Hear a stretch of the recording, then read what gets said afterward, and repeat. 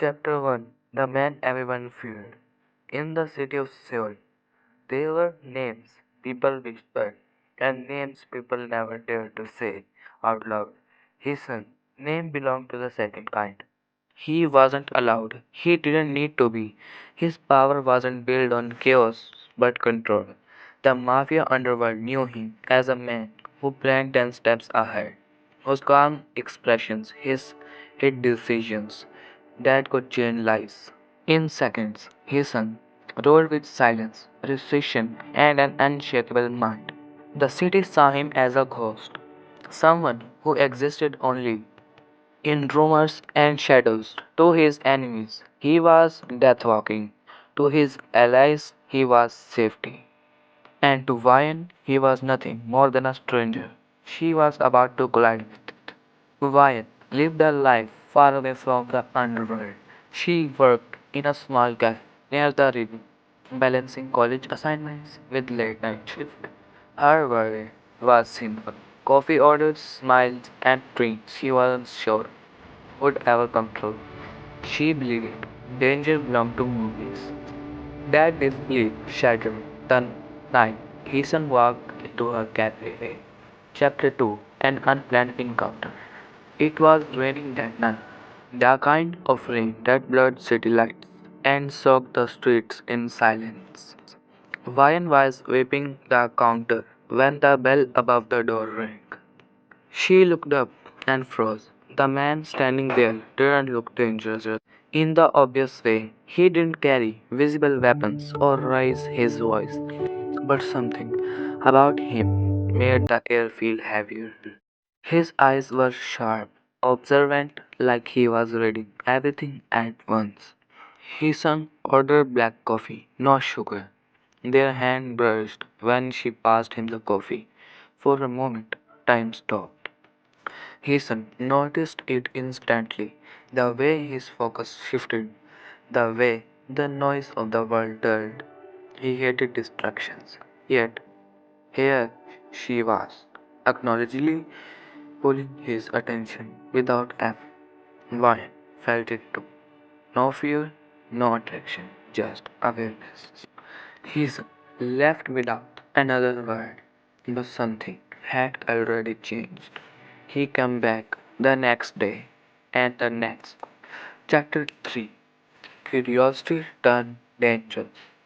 Heesung told himself it was coincidence, that the cafe was simply convenient, that the girl behind the counter meant nothing. But lies were easy to tell than believe. He started learning her habits, what time she worked, which songs played when she cleaned, how she smiled differently from the regular customers. Information came naturally to him. It always had. Why noticed him too. He never flirted. He never pushed conversation. Yet he listened. He literally listened. When she talked about exams or stress or her dream of leaving the city someday, she didn't know who he was. That was the problem. The underworld, however, did not allow secrets to remain hidden for long. Chapter 4. The target on her back. Rival gangs watched Heesun closely. They noticed patterns, they noticed weakness, and then they noticed Ryan. One night, as Vine walked home, footsteps followed her, and set in when a hand grabbed her arm. But before fear could turn into screams, chaos erupted, appeared like a shadow, his movements fast, controlled, deadly. He didn't hesitate. He never did. When it was over, the street was silent again. Why started at him, trembling. Who? Who are you? She whispered. Heesun looked at her, rain dripping from his hair, blood staining his sleeves. For the first time in years, he didn't know how to answer. Chapter 5. Truth in the Dark. He took her somewhere safe, a quiet apartment high above the city. Security everywhere. Locked door. Too many questions. Why? demanded the truth. And Heesung gave it. He didn't soften it, didn't romanticize it.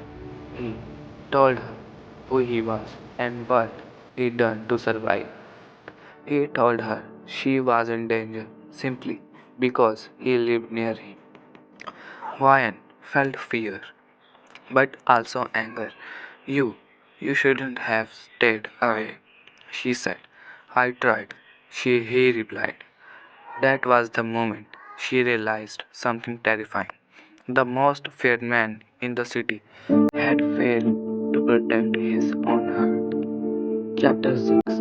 Distance that hurt more than bullets.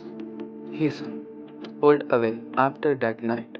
He increased security. He stopped visiting the cafe. He stopped letting himself feel. Wine returned to her routine, but nothing felt the same. She couldn't forget the way he looked at her, not like an object, not like a possession, but like something precious. Danger escalated. Enemies moved closer. Heesung fought harder, smarter, cold, but weakness didn't disappear when it grows. Chapter 7. The Choice. When Ryan was taken, Heesung lost control for the first time. The city burned that night. He broke rules. He broke rules. He crossed lines. He made decisions driven not by logic but by fear of losing her. When he finally found her, injured but alive, he didn't speak. He just held her hand and she understood everything without words. Chapter 8. His greatest fear. I don't want your wine, said someone. Shook his head. You're not confused. What a reason. I'm still for a man who lived by control. He was the most dangerous risk of all. Chapter 9. A New Empire. Heesung didn't disappear from the underworld. He reshaped it. He dismantled what could be controlled. He cut ties with blood-soaked tradition. Power shifted, not through fears alone, but strategy. Why didn't ask him to change? He chose. Chapter 10. Not a fairy tale, but a promise. Their story wasn't perfect. It wasn't easy. The danger never fully left. But they stood side by side, knowing the truth. He was a mafia boss, feared by many. And she was the only one who could look at him and see the man beneath the cover. His weakness, his strength, his choice.